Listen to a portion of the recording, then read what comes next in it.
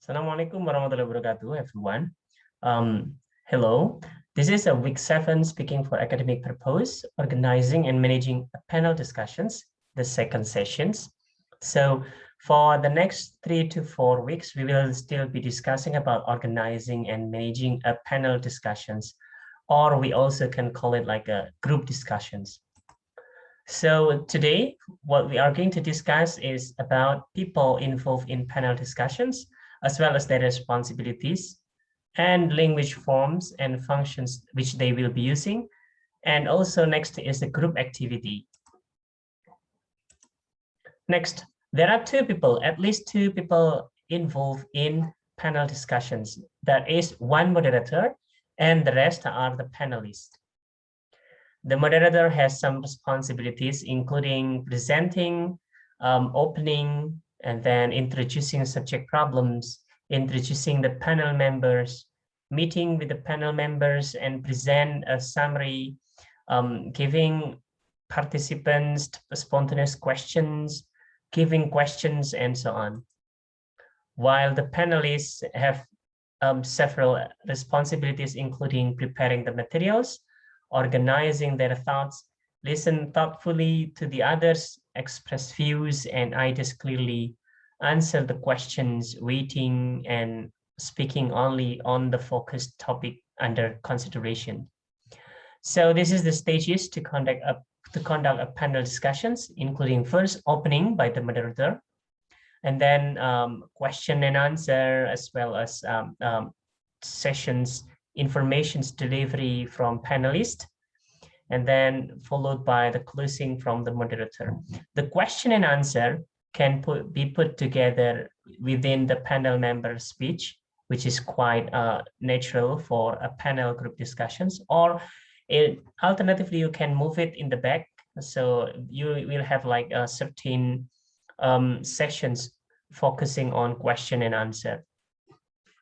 These are some some language forms and functions used by the moderators, including that the moderators' roles are opening speech, explaining the procedure, asking questions, interpreting uncertain meaning, bringing discussions back on the track if the discussions out of the track, summarizing, closing off areas of discussions, and giving interruptions if the answer are not relevant. So these are some language expressions we commonly used during the opening. And this one is another example for this particular language forms, like reading the questions in the beginning. You can also put the questions directly to the panelist, so without giving or reading the questions in the beginning. Then the moderator needs to explain the procedure, like the procedure of panel discussions, what is coming first, second, and so on. And clarifying questions if, for example, the panelists answer incorrectly or the panelists need further clarifications. Maybe moderator can sometimes need to interpret uncertain meanings if, for example, the panel is giving inaccurate informations or ambiguous informations. And then if the discussion is out of the track, the moderator needs to bring discussions back on the track. This is just like when at the end of the sessions, moderator will need to summarize what the discussions is, and then closing off areas of discussions, and asking next questions, additional questions, as well as interrupting. Next is the roles and language forms which can be performed by the panelists when giving speech or giving answer. So this is the introductions, and then sessions of introducing him or herself, and then giving chance for the panelists to answer questions. This one is like opening for the panelist, and the panelist, another example for this particular language forms. Next, the last one is a closing by a moderator. It's quite a summary sense. In a sense, this is a summary of long discussions in the talk show or the panel discussions or group discussions. In general, they will sum up the discussions, like outlining what the answers, the agreement and disagreement between the panelists and so on. These are another example for such language forms. Next is a group activity which we will be conducted inside our class.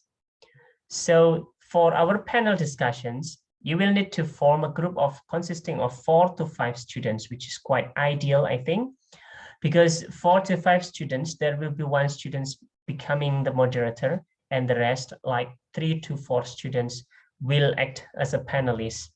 You can choose your own teammates. You can make your own groups. You have worked with random group before in speech and presentation sessions, peer feedback. So now you can select your teammates.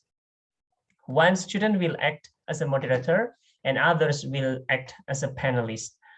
However, we need to ensure that everyone gets a group. So I hope that the class captain can check whether there is someone who haven't got a group.